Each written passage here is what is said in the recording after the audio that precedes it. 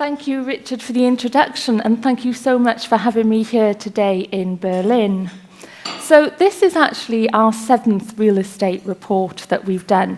We've looked at everything from global investors to real estate in the digital age. But what I'm most excited about is this is the first year that we've had a European element to our research. So I'm really excited to be able to share that with you today. When we did our first report back in 2013, the world was a very different place. David Cameron was Prime Minister. Merkel was at the height of her popularity in Germany. Obama was in the White House, and the UK was a key member of the European Union. Global capital was flooding into all types of commercial real estate. Retail, particularly shopping centres, were attractive, and residential property, particularly in the UK, was very much an outlier. Well, how different things are looking today. Not only are we seeing unprecedented political change and uncertainty, the real estate sector has been turned upside down, and some of the traditional asset classes have been sidelined in favour of beds, sheds and meds. Now, we looked at sheds in our report last year, so this year we decided to look at beds and the future of urban living. We polled over 200 real estate professionals. They look after portfolios worth over £3 billion. We also interviewed some key players in this sector, names you'll recognise from both the UK and Europe. And actually, in the biggest poll that we've ever done, we gathered the views of over 6,000 consumers across Europe on where they lived. So I wanted to start with just a look at what our real estate professionals are thinking at the moment. I mentioned politics, so of course the big challenge we're all facing at the moment is Brexit. And down to this man here to get the UK a deal or not, as the case may be. Worryingly, only 34% of our real estate professionals thought that Boris Johnson would do a good job, and I'm absolutely desperate to hear what you're all thinking about what's going on in the UK, in the rest of Europe. We're really feeling the heat. 73% of our real estate professionals saying that Brexit is now having a negative impact on investment in the UK. And it's also impacting on general market sentiment. It's really weakened over the last couple of years, and no real surprise as we've had this threat of a no-deal Brexit hanging over us. And when we look specifically at London, we're still seeing some good activity back in London at CMS, but our real estate professionals, 57% of them do think that London is overvalued. So it's not the most rosy picture back in the UK at the moment, but does that mean actually there's opportunity for other European cities because capital needs to go somewhere? Well, every cloud does have a silver lining. 40% of our real estate professionals said that they would look at Frankfurt as an alternative to London post-Brexit, and 32% to Berlin. In terms of asset classes, the most favoured was logistics, although that wasn't actually quite as hot as it was last year. What I think is really interesting about this chart is the next 3 places are all connected to the bed sector. So we've got retirement living, PRS and healthcare. Offices have actually dropped down to 6th place, although jumped up 10% on last year. And it's been the same story for a while now, but retail down at the bottom. But that too has seen a small step in the right direction, perhaps in line with some talk we hear in the UK that retail values have bottomed out. So what's driving us towards the bed sector? Let's have a look at what our consumers are saying. Over 1,000 of them in each of these cities. Places that we chose for their vibrant rental markets, and not in the least because we've got a CMS office in each of them. So ownership is still the preference. That's particularly in the UK, where we have a less mature rental market. If you compare that to, say, Berlin, where 85% of people actually rent. But interestingly, rates of home ownership in the UK have dropped more over the last 10 years than in any other EU nation.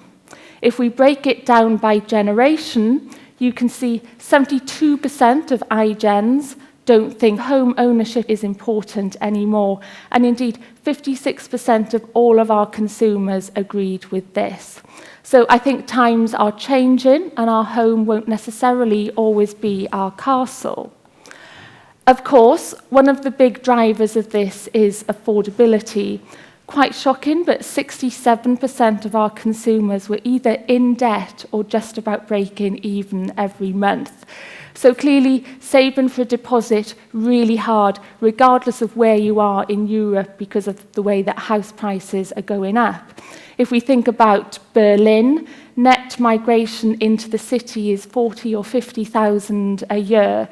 So clearly, the supply just can't keep up with that demand, which pushes the prices up. But I don't think this is just a debate around house prices. And I really like this quote here from one of our interviewees.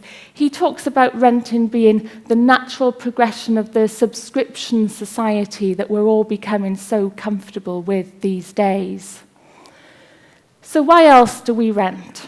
All-inclusive offering, not needing to worry about repairs and maintenance, and of course, flexibility. Interestingly, when we broke this down by city, it was Londoners more than anyone who like this all-inclusive offering. They've actually got the longest commute of any European capital city, so not surprising that maybe they really go for this low-maintenance, hassle-free approach. Challenges to renting. Unresponsive landlords. Again, this was a bigger issue in the UK, where traditionally our model's been based on a buy-to-let one.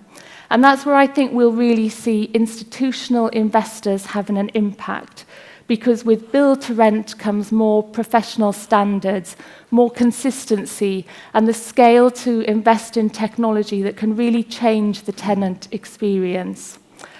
Rent controls came second. 72% of our consumers in favour of rent controls, but we know that it's resisted by the real estate market. It's a tricky one because even economists agree that if you push rents down, then developers may stop building, which limits supply. So it's a tricky one for governments who look to the private sector to help them solve the housing crisis. We don't have rent controls yet in the UK, but I know you've got your 5-year rent freeze in Germany, Berlin, so it'll be interesting to see what the panel thinks the impact of that on the market will be. So did our real estate professionals and our consumers agree on what's important when it comes to what we're looking for from our homes? Well, not quite. We all agreed that the most important thing is super fast broadband. We're a little bit more out of sync, though, on a couple of other things. The real estate sector overestimates the importance of good transport links. And perhaps in today's mobile society, it's not all about location, location, location anymore. We underestimated the importance of recycling and energy efficiency, of leisure amenities. And my favourite, and actually it was the biggest gap of all, is over permission to keep pets. One thing I also wanted to touch on as well is community. This came through really strongly in our interviews and was also high up on the wish list of our renters. The UN estimates that by 2030, 60% of us will live in cities, but urbanisation can lead to isolation and disconnection in society. So I just want to touch on 2 subsectors that I think can really challenge this. Co-living. This is the collective in Canary Wharf in London, and it ticks all of the boxes. It's all-inclusive, great services, transformational technology. But I think what really sets it apart is how they use that shared space in their events program to really create that sense of community that so many of us are looking for.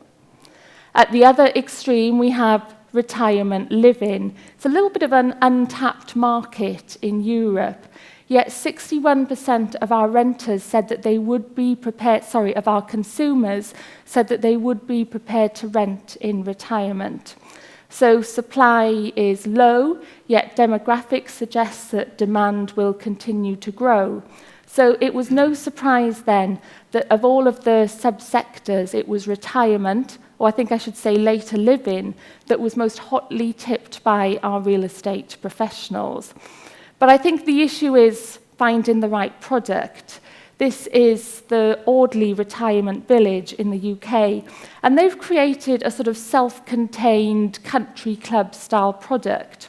But interestingly, when we did this launch in Paris last week, we had a bit of a debate about whether that's what people really wanted, with our panelists thinking that actually later in life people wanted to live integrated in society with other generations.